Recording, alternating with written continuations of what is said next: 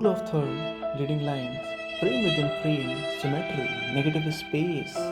आखिर क्या है ये सब? और सबसे बड़ा सवाल, क्यों ही है ये सब? अब देखो मुझे इनका तो नहीं पता है, but from this video onwards we are going to learn about different kind of compositions rule.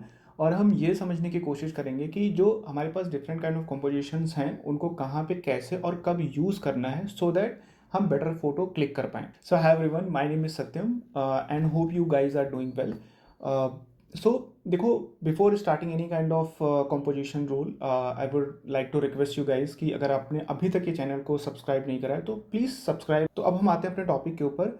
और देखो, ऐसा है कि मैं इस एक वीडियो के अंदर यानी कि मैं सारे डिफरेंट काइंड ऑफ जो कॉम्पोजिशंस रूल हमारे पास हैं उसको डिस्कस नहीं करने वाला हूँ। Instead of that what we will do, हम इसको डिफरेंट पार्ट्स में रखेंगे सो दैट आप एक रूल को पहले देखो, समझो और उसकी प्रैक्टिस करो, सो दैट आफ्टर दैट आप सेकेंड वीडियो वॉच कर सकते हो एंड सो ऑन। इससे होगा क्या कि आपके ऊपर बर्डन भी नहीं आएगा, मतलब आप इजीली चीज़ों को डाइजेस्ट कर पाओगे and you will enjoy that series as well. तो अब हम टॉपिक के ऊपर आते हैं।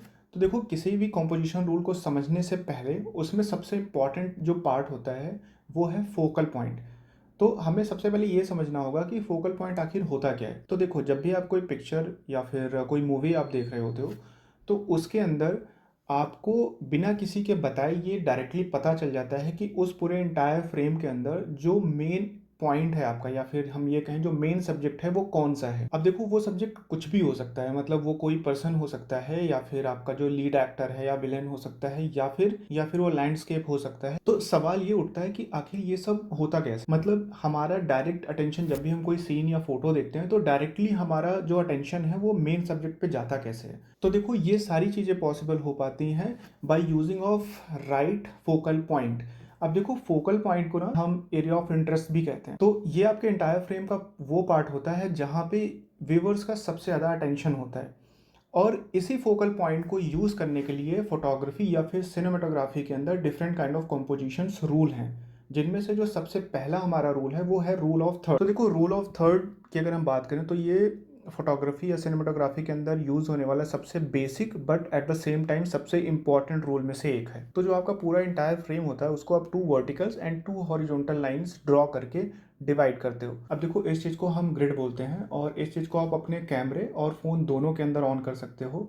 आपके पास जो भी मॉडल है, जो भी फ़ोन है या फिर जो भी कैमरा है, यू जस्ट सर्च कि कैसे उसके अंदर आप ग्रिड को ऑन कर सकते हो। एंड आप जब इसको ऑन कर लोगे तो आप देखोगे कि आपके कैमरे के अंदर जो मैं अभी ये 2 हॉरिजॉन्टल एंड वर्टिकल लाइंस की मैं बात कर रहा था वैसा ही कुछ आपके स्क्रीन पे आ जाएगा। तो जब आप ऐसा करते हो तो जो आपका इंटायर फ्रेम है वो टोटल 9 इक्वल पार्ट्स में डिवाइड हो जाता है।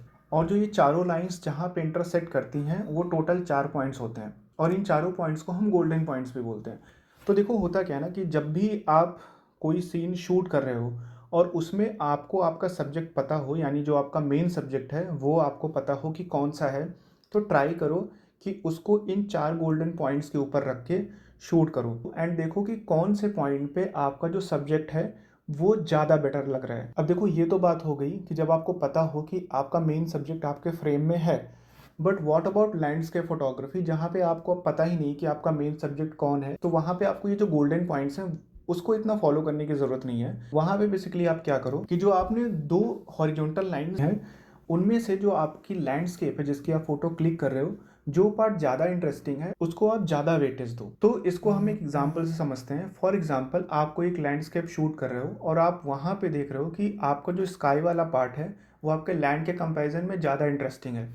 तो आप अपने लैंड को 1/3 पे रखो एंड बाकी का जो मैक्सिमम पार्ट है 2/3 उसको आप स्काई को दो। एंड सेम केस आप उल्टा कर सकते हो। जब आपको ये फील हो कि आपकी जो लैंड है वो ज़्यादा इंटरेस्टिंग फील हो रही है एज़ कम्पेयर टू स्काई के, तो आप अपने लैंड को मैक्सिमम पार्ट दो एंड 1/3 में आप अपने स्काई को रख सकते हो। तो इस तरीके से जब आप सीन को कंपोज करके फ़ोटो शूट करोगे या फिर आप वीडियो शूट करोगे तो आप देखोगे कि आपकी फ़ोटो में एक अलग पावर फील होगी। अब देखो, सवाल ये उठता है कि क्या हर समय आपको रूल ऑफ थर्ड को फॉलो करना है? तो इसका जवाब है नहीं। इसको आप ब्रेक भी कर सकते हो, बट अगेन आप कोई भी रूल तभी ब्रेक करोगे जब आपको उसके बारे में पता हो। बट इसके बारे में हम कभी डिटेल में बात करेंगे बिकॉज अभी मेरे को आपको काफ़ी different kind of compositions rule के बारे में बताना है। जब आप उनसे एक बार अच्छे से फैमिलियर हो जाओगे तो जब मैं आपको इसके एक्सेप्शंस बताऊंगा जहाँ पे आप इस रूल को ब्रेक कर सकते हो, वो आपको ज़्यादा अच्छे से समझ में आएगा। बट अभी के लिए आप क्या करो, जो भी चीज़ें हमने इस वीडियो के अंदर डिस्कस करी हैं, आप उनका यूज़ करके अपनी फ़ोटोज़ या वीडियो को कंपोज करना शुरू करो, उससे फ़ोटोग्राफी स्टार्ट करो और आप फिगर आउट करने की कोशिश करो कि पहले जो आप फ़ोटोज़ ले रहे थे without following this rule of third, उसमें और अभी के फ़ोटोज़ में क्या डिफरेंसेस हैं।